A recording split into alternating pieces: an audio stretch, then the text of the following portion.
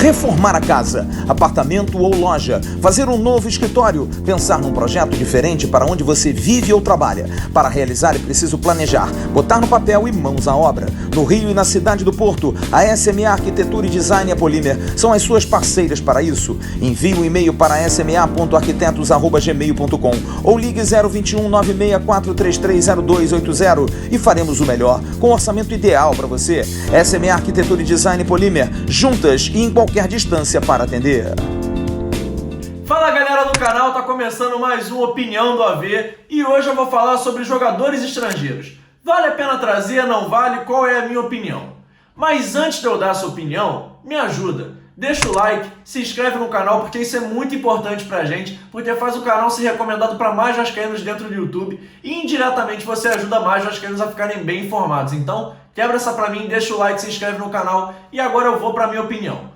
Tudo depende de qual jogador você vai contratar. Se você for contratar um cara igual o Guarim, para mim sempre vale. É um cara que sempre vale ter no elenco. Apesar de custar um pouco mais caro, é um jogador que muda o time de nível. É um cara que muda o time de patamar. É um jogador que já jogou em grandes centros da Europa, já jogou em grandes clubes, jogou grandes competições e está acostumado com a pressão e sabe bem jogar futebol. Isso para mim é o fundamental. Um cara como o Guarim sempre vale trazer para o elenco porque é um cara que empata o time dentro e fora de campo. É um cara que é líder no vestiário, é um cara que já passou por grandes provações. O cara já jogou Champions League, por exemplo, então ele tem esse quê de jogador que é muito importante ter, um cara líder. E ter líderes dentro do seu elenco é muito importante. Eu já falei isso aqui dentro de outras opiniões e é sempre importante você ter um cara líder dentro do seu elenco. Ainda mais quando é um cara experiente, um cara admirado por outros jogadores. Eu tenho certeza, por exemplo, que os meninos da base já jogaram com a Inter de Milão com o Guarim em campo. Então o cara que jogava no videogame, hoje em dia é treinado lá desse cara, inspira o jogador a ser mais proativo, ao cara tentar mais coisas. Então é sempre legal ter um jogador desse no elenco. Mas João, essa semana foi falado muito sobre o Oroz. Vale a pena trazer o Oroz para jogar no Vasco? Olha, antes de eu falar do Oroz, eu vou falar uma coisa. Eu nunca vi o Oroz jogar futebol. Então seria leviano da minha parte cravar. É legal, não é legal, traz o Oroz, não traz o Oroz. O que eu acho é que o Vasco já cumpriu sua cota de apostas de estrangeiros nessa temporada. Como assim? O Vasco já trouxe o Benítez e o Germancano. O Germancano, apesar de ser um cara mais experiente, era sim uma aposta. A gente não sabia como é que ele ia performar no futebol brasileiro. Ele jogou muitos anos no futebol colombiano, mas a gente não sabia se isso ia ter resultado imediato no futebol brasileiro como teve antes dessa parada. Então o Germancano para mim já se provou, é um cara que valeu a pena ter trazido. Outra aposta que o Vasco fez foi o Martim Benítez. Ainda não teve tempo de desempenhar seu futebol e a gente ainda não sabe muito bem como joga. Ele chegou um pouco fora de ritmo, quando estava começando a engrenar, ele teve essa pausa também e não conseguiu jogar mais. Então a gente vai ficar esperando o Martim Benítez na volta da pandemia jogar para a gente ver se valeu a pena ou não. Para mim é um jogador ainda indefinido. Ah, mas João, o que isso tem a ver com o Oroz? Eu acho que o Vasco já fez as suas apostas e um time com dinheiro curto que nem o Vasco não pode ficar apostando a esmo. Eu acho que o Vasco já deu 2 tiros, um certeiro, um a gente ainda não sabe se chegou no alvo e para mim é besteira dar mais um tiro. Ah, mas o Oroz pode ser um craque. Pode ser, como pode não ser, a gente não tem nenhuma comprovação. Hoje para mim o Oroz é muito mais um ponto de interrogação do que um ponto de certeza. Eu não tenho certeza se o Oroz vai chegar aqui, vai arrebentar no Campeonato Brasileiro, vai ser um jogador de desequilíbrio a favor do Vasco.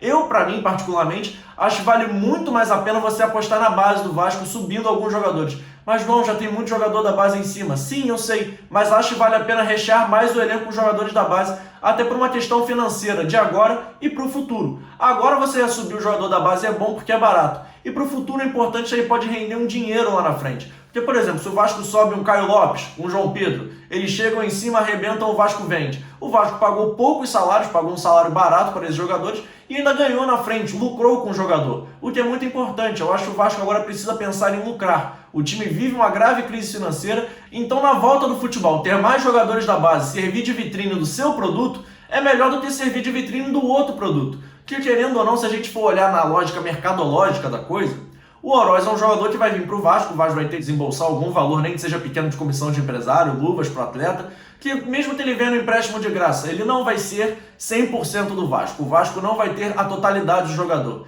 Então, se ele for bem no Vasco, vai servir de vitrine, deve ganhar alguma coisa, mas é um dinheiro muito menor e o Vasco pagou um salário maior do que para um jogador da base. Conseguiram entender minha lógica?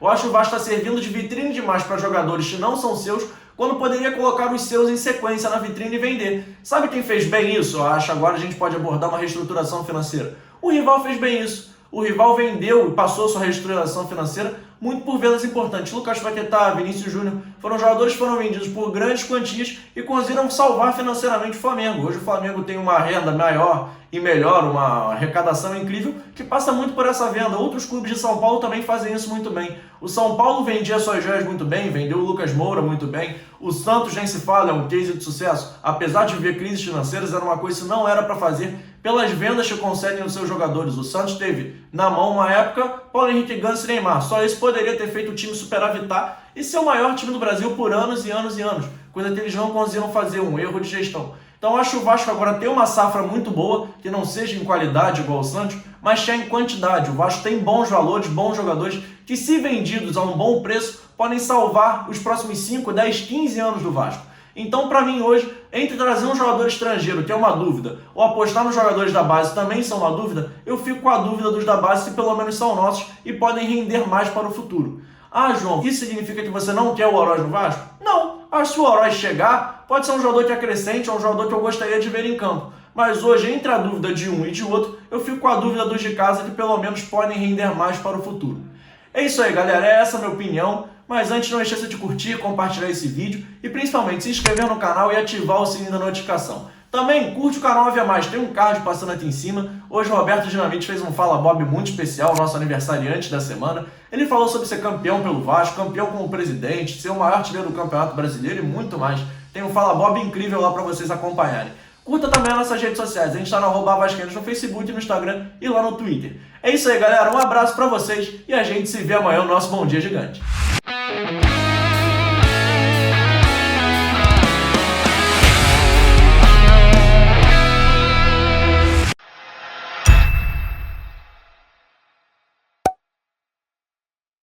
Atenção, vascaínos, ao Vasco nada! Tudo!